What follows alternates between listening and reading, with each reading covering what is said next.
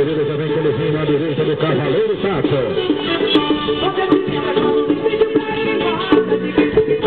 Ele partiu, pegou a contramão, brecou, dificultou, foi na contramão, Carinho. Tenta passar agora.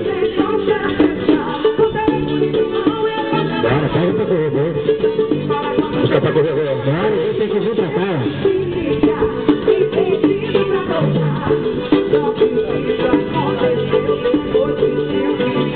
Vamos lá, ó dois. Tá valendo pra dupla, desce, trabalha a Tata, vai Thiago Carinho, vai descendo. O Brecano dificultando a dupla, descendo, trabalhou, buscou a cauda, passou a volta. Vai pra parte do menino Tata. Representação do rancho do Vaqueiro do Real.